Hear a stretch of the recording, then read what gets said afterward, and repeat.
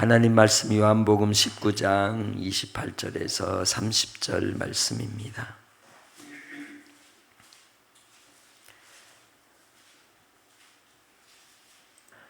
그 후에 예수께서 모든 일이 이미 이루어진 줄 아시고 성경을 응하게 하려 하사 이르시되 내가 목마르다 하시니 거기 신 포도주가 가득히 담긴 그릇이 있는지라.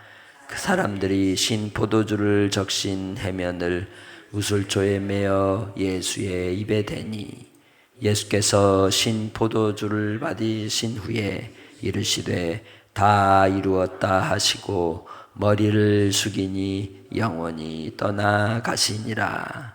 아멘.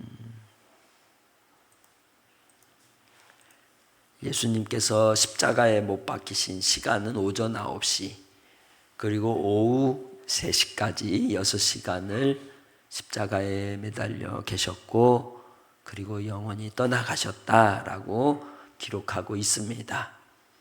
예수님께서 그 십자가에서 하신 말씀을 우린 가상칠언이라고 이야기하죠.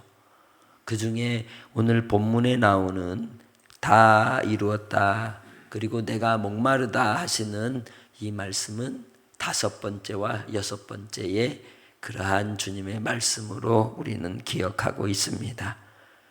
그 모든 일들이 이루어진 줄 아시고 성경을 응하게 하시려고 이 말씀을 하셨다고 그렇게 본문은 이야기하고 있습니다. 십자가로 가기까지 예수님은 복음의 3가지 형식에 나오는 것처럼 내줌이 되셨습니다. 어떻게 내줌이 되었습니까? 가룟 유다가 공회에 팔아넘기는 파라디도미가 되었고 그리고 또한 대제사장과 유대인들이 예수님을 빌라도에게 넘기는 파라디도미가 되었고 또한 빌라도는 예수님을 십자가에 못 박기 위하여 군병들에게 파라디도미 했던 것이죠. 그런데 모든 넘김은 하나님 아버지께서 우리의 죄를 위하여 넘기신 겁니다. 파라디도미 하신 겁니다.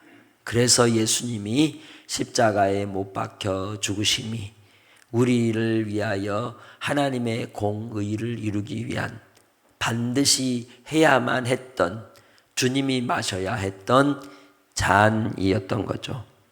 그래서 예수님께서는 그 길을 묵묵히 감내하시며 갔던 것입니다. 그 예수님께서 가신 그 고난의 길을 통하여 하나님께서는 우리에게 주시고자 하시는 구원을 완성하신 줄 믿습니다. 그래서 바로 하나님의 그 구원의 은혜를 우리 가운데 이루시기 위하여 예수님께서 고난을 마다 안고 가신 길이었던 것이죠. 그래서 이 예수님이 내가 목마르다 하실 때에 그 목마름을 통하여 해결하는 방법이 이제 29절에 나오는 것처럼 신포도주가 가득히 담긴 그릇에 적신 해면을 우슬초에 메어 예수님의 입에 되었다라고 이야기하고 있죠.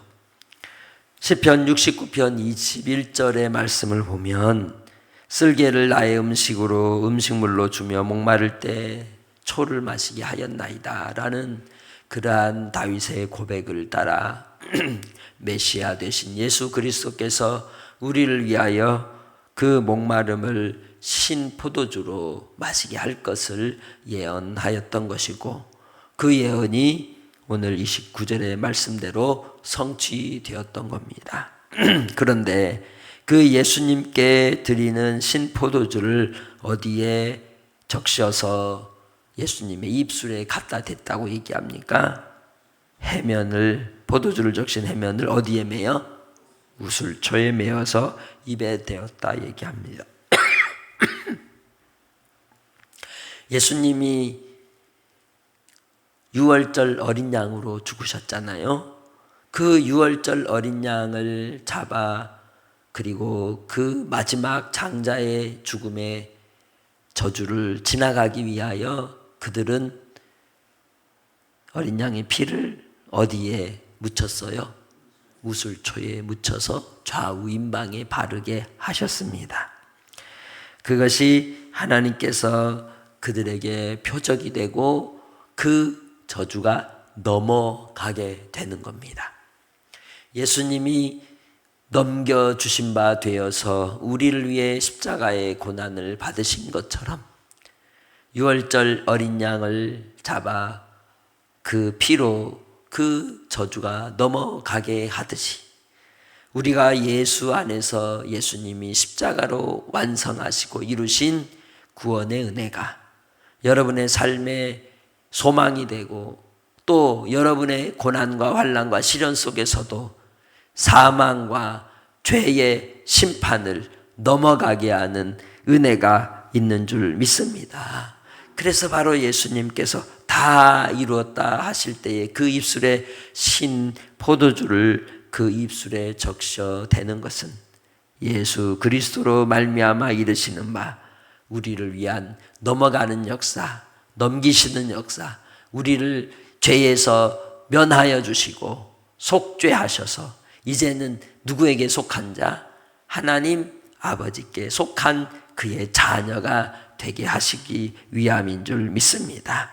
이를 위해서 예수님이 30절에 어떻게 하셨어요? 다 이루었다 하시고 머리를 뭐하니? 숙이니 영원히 떠나가시니라 라고 말씀하고 있는 겁니다. 예수님의 죽으심이 없이는 부활이 없으며 우리도 마찬가지죠. 바울 사도도 빌립보서를 통하여 이야기할 때 내가 죽음과 부활 사이에 끼어 있다고 얘기를 했어요. 자기가 원하는 바는 부활의 소망, 부활을 경험하고 목격하는 것이라고 그렇게 또 고백을 하죠. 나의 삶을 통하여 죽음이 없는 사람이 어디 있겠습니까? 그러나 우리에게 죽음은 무엇을 보장하는 죽음이에요? 부활을 보장하는 죽음인 겁니다. 우리는 반드시 다시 살아날 것입니다. 반드시 주 예수께서 말씀하신 대로 요한복음 5장 24절에 죽은 나사로를 살리시기 위하여 가셨을 때 나는 부활이요 생명이니 나를 믿는 자는 죽어도 살겠고 무릇 살아서 믿는 자는 영원히 죽지 아니하리라 하신 그 말씀이 우리에게 응하는 줄 믿습니다. 그래서 우리 예수 안에 있는 사람은 죽어도 사는 사람들이에요. 할렐루야. 그러기에 주님 안에서 우리는 십자가를 통과해야 하는 겁니다. 십자가를 지나가야 영생을 얻는 자가 되는 줄 믿습니다. 예수님께서도 하나님의 아들이신 예수님께서도 그 영혼이 떠나가심으로 이 땅에 사람의 몸을 입고 오신 하나님이심이지만 바로 아버지의 뜻을 성취하셨을진데 나의 삶을 통하여 마지막 영화로운 존재로 그 영광의 자리에 들어가기 전 우리가 지나야 될 그 관문은 뭐다? 죽음이라는 거예요. 그러니 죽음은 두려움이나 공포가 아니라 우리에게 또한 영광이 되고 소망이 되는 줄 믿습니다. 믿지 않는 자의 죽음과 믿는 사람의 죽음은 그래서 너무도 다른 겁니다. 믿는 자에게는 영원한 영생을 따라서 부활의 약속을 이루시는 영광의 자리에 입성하는 출입문이요.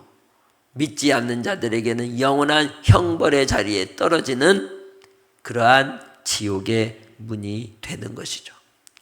예수 안에서 나를 위하여 십자가에 죽으신 우리 주님께서 다 이루었다 하시고 우리를 향한 사랑을 온전히 나타내 주신 것처럼 오늘 하루 우리가 살아가는 삶도 영생으로 사는 성도들이 되시길 바랍니다. 나의 한날의 삶이 그래서 예수 안에 있으면 담대해질 수밖에 없는 겁니다. 순간순간의 환경 속에서 조급해하거나 두려워하거나 놀라지 않고 마음의 평정심을 잃지 않는 삶을 살게 된다는 겁니다. 그 마음의 중심이 예수 안에 뿌리를 깊이 내리고 있기에 그 심령이 평강인 것이죠. 이사야서 26장 3절의 말씀처럼 주께서 심지가 견고한 자를 평강하도록 뭐한다? 붙들어 주신다는 거예요. 여러분을 주님이 붙들어 주시면 상황과 환경에 따라서 휘둘리지 않게 되는 겁니다. 그러기에 예수 그리스도 안에서 오직 십자가만을 바라보며 끝까지 믿음의 경주 속에 하나님의 영광을 맛보는 은혜가 오늘 하루 여러분의 삶에 있으시기를 주의 이름으로 축복합니다. 여러분이 일하는 그 일의 자리에서 또 여러분의 가정에서 무엇보다도 그 마음에 소망을 잃지 마시길 바랍니다. 예수 그리스도로 말미암는 은혜의 약속을 붙들고 끝까지 믿음의 경주 속에 오늘도 아버지의 뜻을 이루는 하나님의 영광을 맛보는 날로 지나가시기를 주의 이름으로 축복하고, 오늘 금요 기도회를 하고 내일은 새벽에 쉬도록 하겠습니다. 목이 너무 상태가 안 좋아가지고 이해해 주시고 위에서 또한 기도해 주시기를 바랍니다. 하나님 아버지 감사합니다.